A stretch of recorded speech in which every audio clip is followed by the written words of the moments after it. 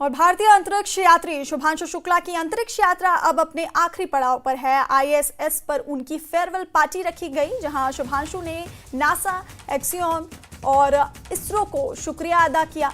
उन्होंने कहा कि आज का भारत आत्मविश्वास और गर्व से भरा हुआ है। अपने देश और देशवासियों को शुक्रिया कहते हुए शुभांशु ने अपनी स्पेस जर्नी को जादुई पल बताया। उन्होंने कहा कि वो अपने साथ ढेर सारी यादें लेकर लौट रहे हैं। शुभांशु आज अंतरिक्ष से धरती के लिए रवाना होंगे। अंतरिक्ष यात्रा अब अपने आखिरी पड़ाव पर है। तो शुभांशु ने कहा कि अपने देश और देशवासियों को धन्यवाद दिया और उसके साथ ही ये कहा कि अपने साथ बहुत सी यादें वो लेकर जा रहे हैं। मेरे लिए ये जादुई पल रहे, यहाँ पर बिताए हुए पल।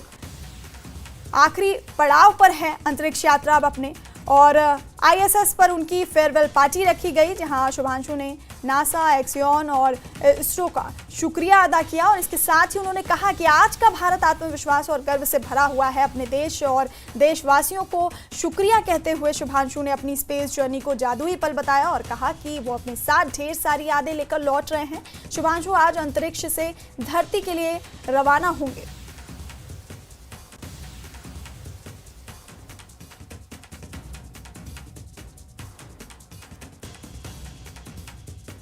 तो भारतीय अंतरिक्ष यात्री शुभांशु शुक्ला की यात्रा रही है ये मेरी, लेकिन अब जैसे मेरी ये यात्रा ख़त्म होने वाली है,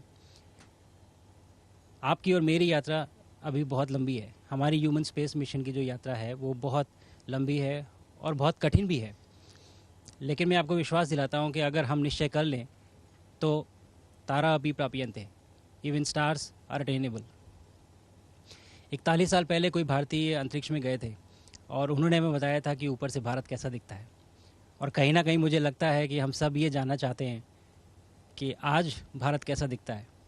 मैं आपको बताता हूँ, आज का भारत स्पेस से महत्वाकांक्षी दिखता है। आज का भारत निडर दिखता है। आज का भारत कॉन्फिडेंट दिखता है। आज का भारत गर्व से पूर्ण दिखता है। और इन्हीं सब कारणों की वजह से मैं एक बार फिर से कह सकता हूँ कि आज का भारत अभी भी सारे जहाँ से अच्छा दिखता है। जल्दी धरती पर मुलाकात करते हैं। धन्यवाद।